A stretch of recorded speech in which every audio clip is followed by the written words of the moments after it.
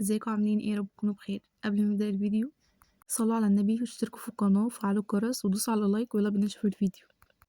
الفيديو عبارة عن مشتريات، ولكن مش مشتريات الشهر خالص. اي حاجة هقولها في الفيديو مش اعلان اطلاقا.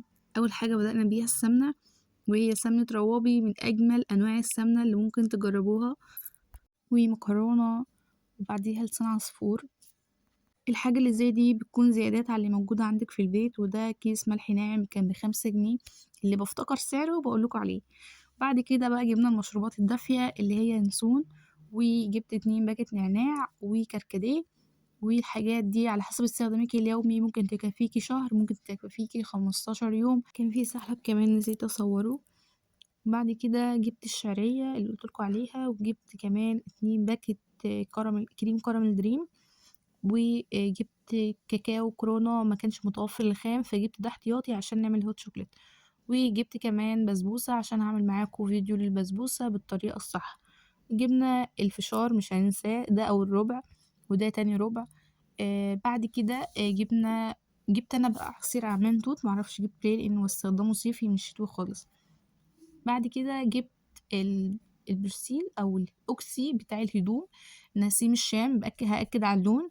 الليفة دي ليفة اطباق بتنضف الحلل الألمونيا جدا، وعن تجربة مني جربوها.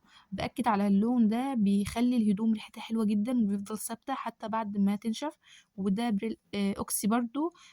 ليمون ونعناع حلو برضو، بيخلي الأطباق حلوة. بعد كده الخل ومرق الدجاج ماجي. والتوابل دي كانت كلها ناشفة.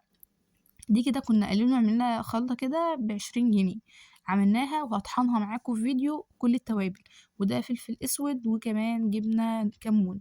كل التوابل ديت هنعملها معاكم في فيديو. وجبنا دبس رمان العراب بيور. كان في انواع تانية بس العطار قال لي خدي ده كويس جدا. دبس الرمان ده بعمله على السلطة والمشويات وكل حاجة.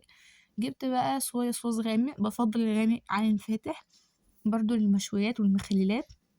والمستردة اللي غابت بقالها فترة كتير قوي عشان كانوا اختلفوا على السعر بتاعها. والنسكافيه الكلاسيك اللي معادش نسكافيه لان كله بقى جيلاتين. وده كان ب1 و40، اللي كان ب25. والتاني الجولد ب74 جنيه. اتمنى مجربوش ده، جربوا الجولد بيبقى انضف لان الكلاسيك بقى كله جيلاتين. جبنا بقى كمية التوينكس دي لعمر. ودي كل الحاجة اللي انا جبتها معاكم في الفيديو، وفيها حاجات كمان ما صورتهاش. ولو انتوا حابين فيديوهات من النوع ده قولي تحت في الكومنتات، وانا هصور لكم فيديوهات من ده. وفي حاجات ممكن تدخل معاكي لشهر ونص زي السمنة على حسب استخدامك. وفي حاجات كاستخدام يوم بتخلص، وفي حاجات ممكن تستمر معاك 15 يوم. كل ده حاجات اقتصادية ومتوفرة في كل البيوت وكلنا بنجيبها. وكمان لو عايزين اجرب معاكم حاجة جديدة قولولي في الكومنتات برضو.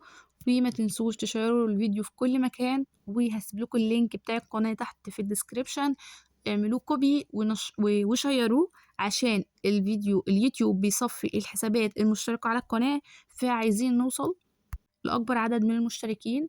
وده فيديو النهاردة، دوسوا على اللايك واشتركوا وشيروا، واشوفكم في رعاية الله الفيديو الجاي.